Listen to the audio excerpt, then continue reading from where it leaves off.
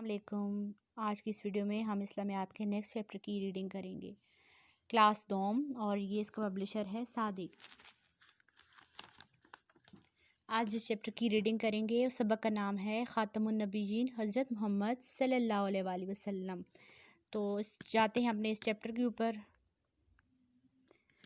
ہمارے سبق کا نام ہے خاتم النبیین حضرت محمد صلی اللہ علیہ وآلہ وسلم۔ اللہ تعالیٰ نے اس دنیا میں اپنے نبی اور رسول بھیجے۔ اللہ تعالیٰ نے اس دنیا میں اپنے نبی اور رسول بھیجے۔ یہ نبی اور رسول انسانوں کو ہدایت اور سیدھا راستہ دکھاتے ہیں۔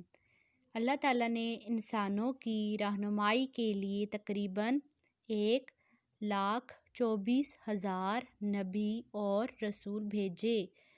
اللہ تعالیٰ نے سب سے پہلے حضرت آدم علیہ السلام کو نبی بنا کر بھیجا۔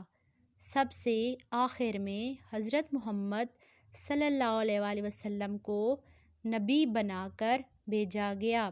اس طرح نبوت کا جو سلسلہ حضرت آدم علیہ السلام سے شروع ہوا، آپ صلی اللہ علیہ وآلہ وسلم پر ختم ہو گیا۔ قرآن مجید میں حضرت محمد صلی اللہ علیہ وآلہ وسلم کو خاتم النبیین کہا گیا ہے۔ خاتم النبیین کے معنی ہیں نبیوں کے سلسلے کو ختم کرنے والا۔ حضرت محمد صلی اللہ علیہ وآلہ وسلم کے بعد نہ تو کوئی نبی آیا ہے اور نہ قیامت تک آئے گا۔ آپ صلی اللہ علیہ وآلہ وسلم نے خود بھی یہ ارشاد فرمایا ہے کہ آپ صلی اللہ علیہ وآلہ وسلم آخری نبی ہیں۔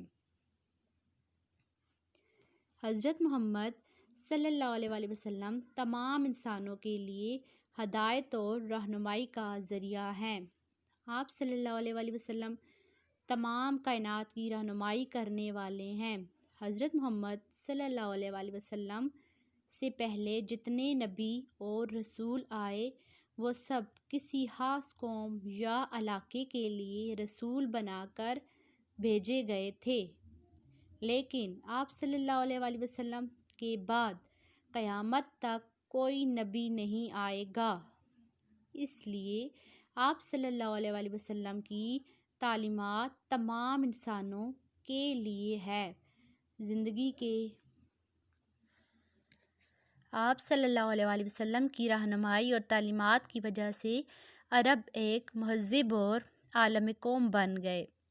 حضرت محمد صلی اللہ علیہ وآلہ وسلم پر آخری نبی کی حیثیت سے ایمان لائے بغیر اور آپ صلی اللہ علیہ وآلہ وسلم کی تعلیمات پر عمل کیے بغیر کوئی بھی سیدھے راستے پر ہونے کا نیکسٹ پیج پر آ جائیے دعویٰ نہیں کر سکتا۔ ہمیں چاہیے کہ ہم حضرت محمد صلی اللہ علیہ وآلہ وسلم کی تعلیمات کو سمجھیں اور زندگی کے ہر معاملے میں ان تعلیمات پر عمل کر کے دنیا اور آخرت میں کامیاب رہیں۔